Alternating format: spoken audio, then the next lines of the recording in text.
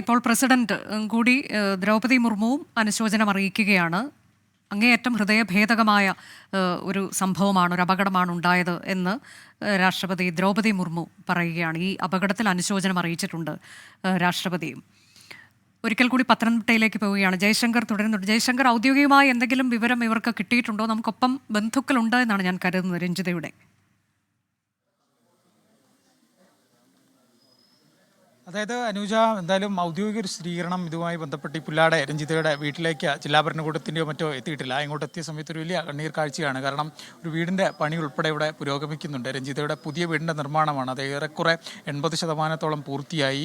അങ്ങനെ പണിയൊക്കെ പുരോഗമിച്ച് വലിയൊരു ജീവിത സ്വപ്നങ്ങളൊക്കെ ആയാണ് 3 ദിവസം മുമ്പ് രഞ്ജിത ഇങ്ങോട്ട് എത്തിയത്. അങ്ങനെ സർക്കാർ സർവീസിൽ ജോലിക്ക് പ്രവേശിച്ചു, നഴ്സായി തന്നെ ജോലിക്ക് പ്രവേശിച്ച് നടപടികളൊക്കെ പൂർത്തിയാക്കിയതിന് ശേഷമാണ് വിദേശത്തേക്ക്, ലണ്ടനിലേക്ക് യാത്ര തിരിച്ചത്. ആ യാത്രക്കിടയിലാണ് ഇത്തരത്തിലൊരു അപകടം എന്തായാലും കുടുംബത്തെ തേടി വന്നിരിക്കുന്നത്. അടുത്ത ബന്ധുക്കളും നാട്ടുകാരും ഉൾപ്പെടെയുള്ള ആളുകൾ എന്തായാലും ഇവിടെ എത്തിയിട്ടുണ്ട്. പക്ഷേ ഇതുവരെ ഒരു കുടുംബത്തെ സംബന്ധിച്ച് ഇതുവരെ ഒരു സ്ഥിരീകരണം അവർക്ക് ലഭിച്ചിട്ടില്ല. അവർ ഈ വാർത്ത സത്യമാകരുത്, അല്ലെങ്കിൽ ഏതെങ്കിലും തരത്തിൽ പ്രശ്നങ്ങൾ ഉണ്ടാകരുതെന്നാണ് കുടുംബം എന്തായാലും ഇപ്പോൾ ആഗ്രഹിക്കുന്നത്. ഈ നാട്ടുകാരും ബന്ധുക്കൾ ഉൾപ്പെടെയുള്ള ആളുകൾ ഇവിടെ ഉണ്ട്. ചേട്ടാ, എന്തെങ്കിലും നമുക്ക് അറിഞ്ഞോ?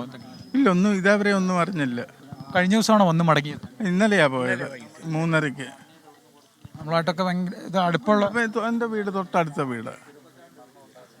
ആർക്കും ഒരു ദോഷവും പറയാനില്ല, എല്ലാം ഗുണമേ പറയാനുള്ളൂ. സത്യം അവാർഡിരിക്കട്ടെ, വലിയ പ്രശ്നമൊന്നും ഉണ്ടാവാതിരിക്കട്ടെ, അതല്ല ആഗ്രഹിക്കുന്നത്. അത് തന്നെ. ആള് ഇന്ന് വന്നാൽ അത്രയ്ക്ക് ഉപകാരം ഞങ്ങൾക്ക്. അതിൻ്റെ നാട്ടുകാർ പറയുന്നത് അവരെ സംബന്ധിച്ചൊക്കെ വളരെ വേണ്ടപ്പെട്ട ഒരാളാണ്. ഇന്നലെ കൂടി കണ്ടു മറന്ന ഒരാളാണ്. ഇന്നിപ്പോൾ എന്തായാലും അപകടത്തിൽ പറ്റിയിരിക്കുന്നത്. ചേട്ടാ, എന്തെങ്കിലും വിവരം വേറെ എന്തെങ്കിലും കിട്ടിയിട്ടുണ്ടോ? വാർഡ് മെമ്പർ കൂടിയാണല്ലോ. നേരത്തെ വാർഡ് മെമ്പറായിരുന്നു. ഇപ്പോഴത്തെ വാർഡ് മെമ്പർ ഞാനല്ല. അവർ എൻ്റെ തൊട്ട അയലോക്കമാണ്. വാർഡ് മെമ്പറേക്കാളുപരി തൊട്ട അയലോക്കമാണ്. ഞങ്ങളുടെ ഒരു സഹോദരിയാണ്. പക്ഷേ മിനിഞ്ഞാന്ന് വരെ ഇവിടെ ഉണ്ടായിരുന്നു. ഇന്നലെ രാത്രിയിലാണ് പോയത്. അവളുടെ വീട് പണിയൊക്കെ ആയിട്ട് ഇതുമായിട്ട് ബന്ധപ്പെട്ട് നിൽക്കുകയായിരുന്നു. സർക്കാർ ആശുപത്രിയിലെ കോഴഞ്ചേരി ഗവൺമെൻറ് ഹോസ്പിറ്റലിലെ നേഴ്സാണ്. 5 കൊല്ലത്തെ അവധിയെടുത്ത് വിദേശത്തേക്കൊക്കെ പോയതാണ്. പക്ഷേ UK പോയത് ഇന്നലെയാണ്. 2 മക്കളാണ്.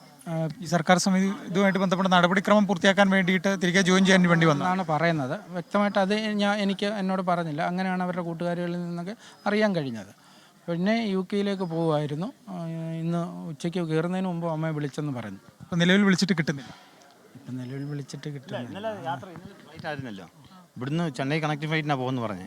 മുമ്പോട്ടുള്ളത് പറഞ്ഞില്ല, അമനവരിയ ഫ്ലൈറ്റ് ആണ് എന്നത്. പക്ഷേ പറഞ്ഞത് ഇന്നലെ ഇവിടുന്ന് കൊച്ചിയിൽ നിന്ന് ചെന്നൈ. അത് ചെന്നൈ ചെന്ന് വിളിച്ചതാണ്. അത് കഴിഞ്ഞിട്ട് ഒന്നും കൊണ്ടില്ല. ചേട്ടൻ ബന്ധുവാണ്? അതെ. ഇല്ല, അല്ല വില്ലേജ് ഇവിടെ പലരും പറയുന്നത് കേട്ടു. നമുക്ക് പക്ഷേ കിട്ടിയിട്ടില്ല ഇൻഫർമേഷൻ.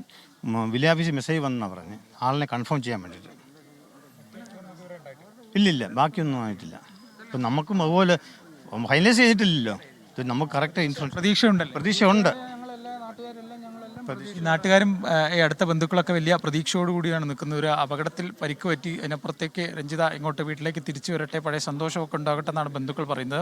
കഴിഞ്ഞ ദിവസമാണ്, 2 ദിവസം മുമ്പാണ് ഈ സർക്കാർ സർവീസിൽ തിരികെ കയറുന്നതിന് വേണ്ടി ആ ക്രമങ്ങൾ പൂർത്തിയാക്കാൻ ഇങ്ങോട്ട് തിരിച്ചെത്തിയത്. അതിനുശേഷം ഇന്നലെ രാത്രിയോടുകൂടിയാണ് ഇവിടെ നിന്ന് ചെന്നൈയിലേക്ക് വിമാനം കയറാൻ പോയത്. അങ്ങനെ വലിയ സന്തോഷത്തോടുകൂടി യാത്രയാക്കിയതായിരുന്നു. നാട്ടിൽ തന്നെ തിരിച്ചെത്തി ഇവിടെ ജോലി ചെയ്യണമെന്ന ആഗ്രഹമൊക്കെ രഞ്ജിതയ്ക്ക് ഉണ്ടായിരുന്നു. നമ്മൾ നേരത്തെ കണ്ട വീടിൻ്റെ പണി നമുക്ക് വീണ്ടും ഒന്നും കൂടി ആ ദൃശ്യങ്ങൾ കാണിക്കാം. വലിയ സ്വപ്നത്തോടു കൂടി രഞ്ജിത തന്നെ അധ്വാനിച്ച് കഷ്ടപ്പെട്ട് പണിയുന്ന ഒരു വീടാണ്. ആ വീട് 80% പണി പൂർത്തിയായി അങ്ങോട്ട് കയറി താമസിക്കേണ്ട ഒരു ഘട്ടമൊക്കെയാണ്. ആ ഘട്ടത്തിലാണ് ഇത്തരത്തിൽ ഒരു അപകടം എന്തായാലും കുടുംബത്തെ തേടി വരുന്നത്. കുടുംബത്തെ സംബന്ധിച്ച് വലിയ അതാണ് സങ്കടകരമായ കാര്യമാണ്. പക്ഷേ അപകടങ്ങൾ അത് അങ്ങനെ സംഭവിക്കാതിരിക്കട്ടെ എന്ന് നമ്മൾ ആശിക്കുകയാണ്. രഞ്ജിത നഴ്സാണ്, പത്തനംതിട്ട പുല്ലാട് സ്വദേശിനി.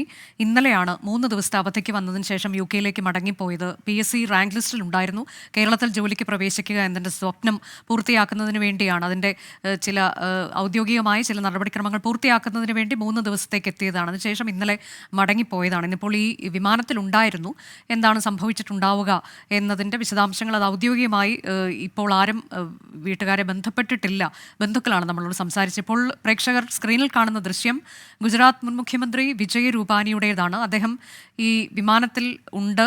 അദ്ദേഹത്തിന് ഗുരുതരമായി പരിക്കേറ്റിട്ടുണ്ട് എന്ന വാർത്ത ആദ്യ നിമിഷം തന്നെ പുറത്തു വന്നതാണ്. വിമാനത്തിൽ അദ്ദേഹം ഇരിക്കുന്നതിൻ്റെ ദൃശ്യമാണ് ഇപ്പോൾ കാണുന്നത്.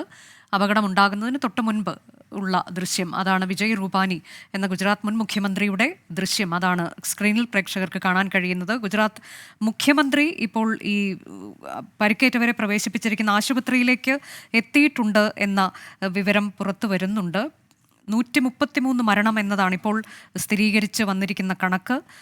232 യാത്രക്കാർ, 10 ക്രൂ മെമ്പേഴ്സ് അങ്ങനെയാണ് ഈ വിമാനത്തിൽ ഉണ്ടായിരുന്നത്. അതിൽ മരണം 133 എന്നുള്ളതാണ്. ഇന്ത്യ കണ്ടതിൽ വെച്ച് ഏറ്റവും വലിയ വിമാനാപകടങ്ങളിൽ ഒന്ന് എന്ന തരത്തിലേക്ക് ഈ അപകടം മാറുകയാണ്. എയർ ഇന്ത്യ വിമാനം അഹമ്മദാബാദിൽ തകർന്നു വീണത് മാറുകയാണ് എന്നതാണ്.